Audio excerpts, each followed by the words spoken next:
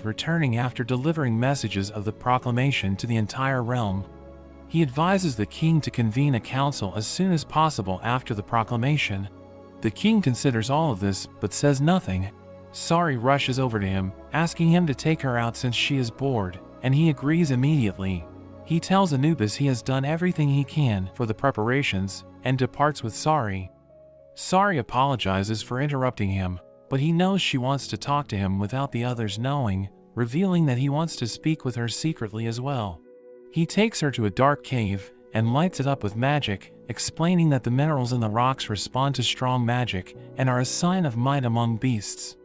Sari likens the glowing rocks to stars, but the king says he has never seen a starry sky, since they only appear on nights of revelations when he conceals himself.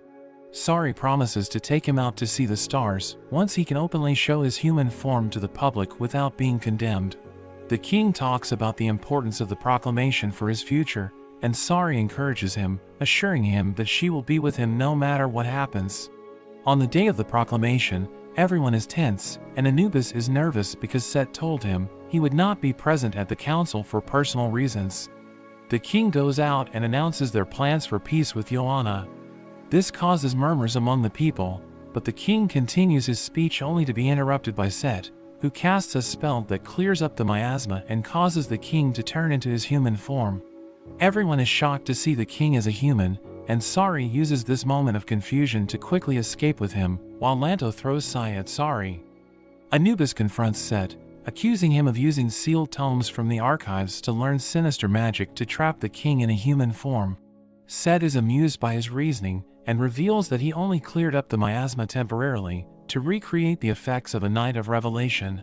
He reminds Anubis that the king always hides away during that time, and his human form is the reason why, which leaves him speechless.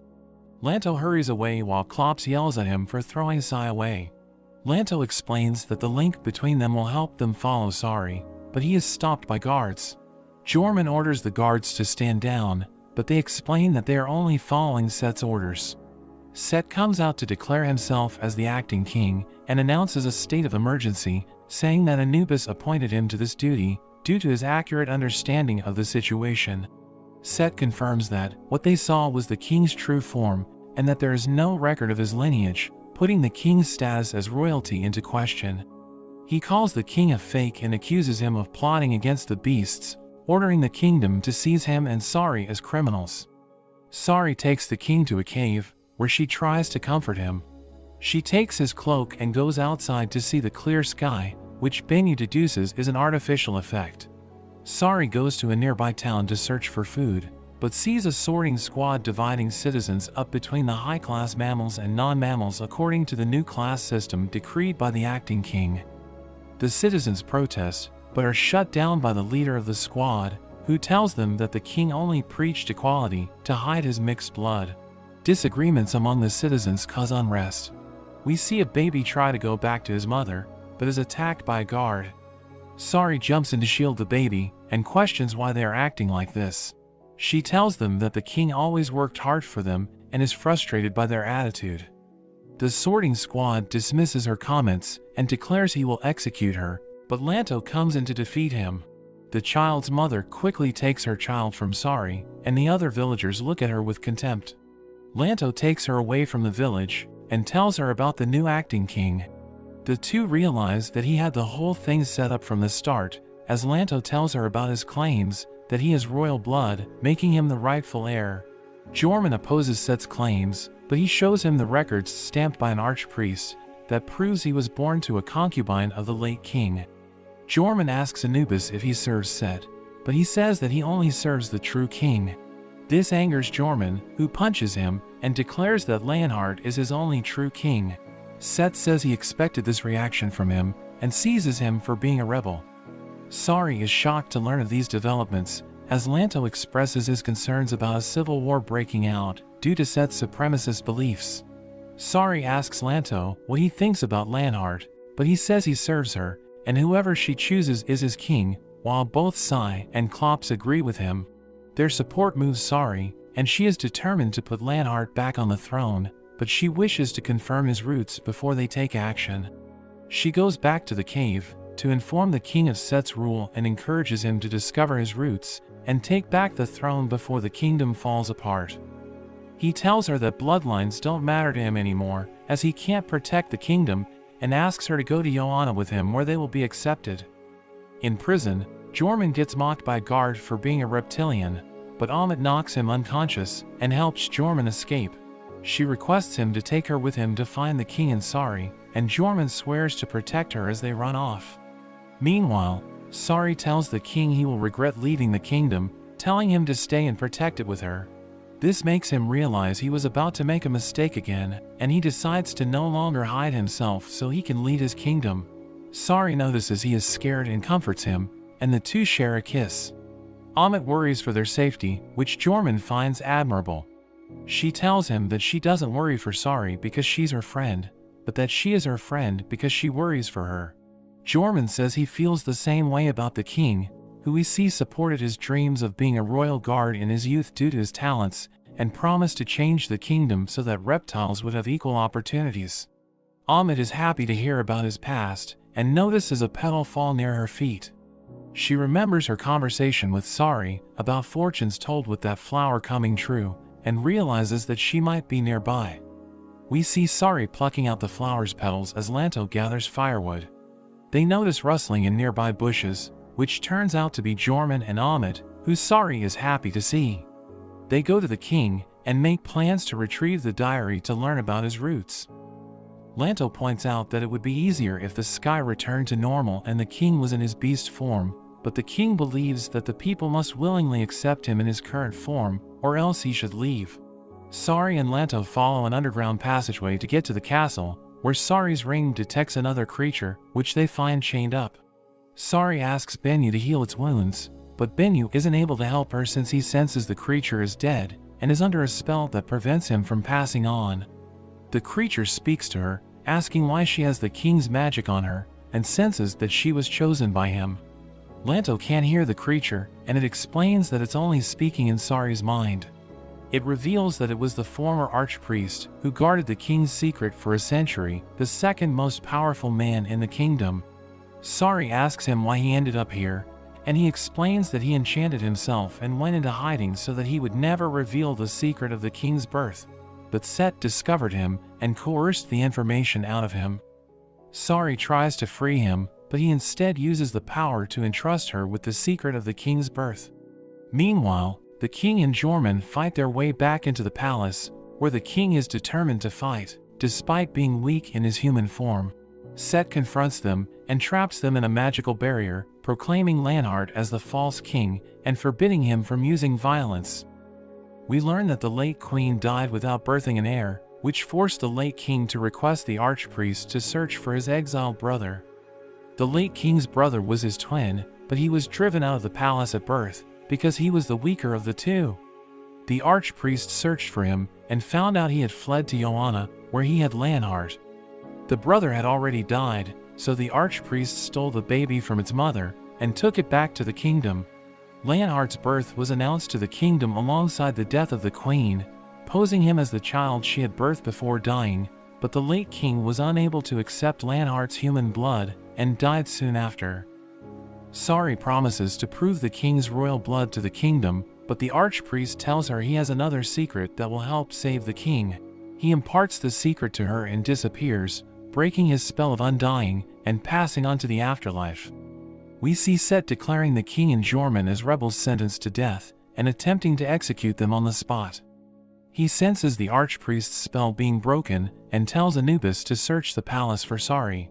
The king realizes she is in danger, and attempts to charge at Set, but he easily captures him. Set is surprised that the king was able to break through his restraints, showing his intense feelings for Sari, and he promises to send them to the grave together. He chains the king to a tower, where he sees the destruction taking place in his kingdom, and he tells the king about his plans to divide the kingdom into classes.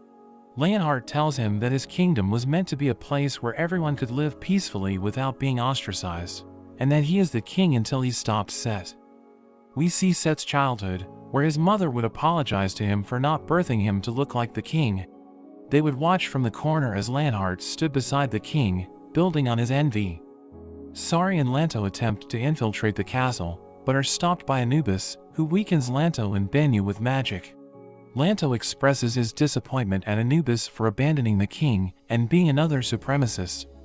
Anubis orders the guards to take Lanto and Bennu away, while he confronts Sari, who tells him she will stay with the king and reveal the details of his birth.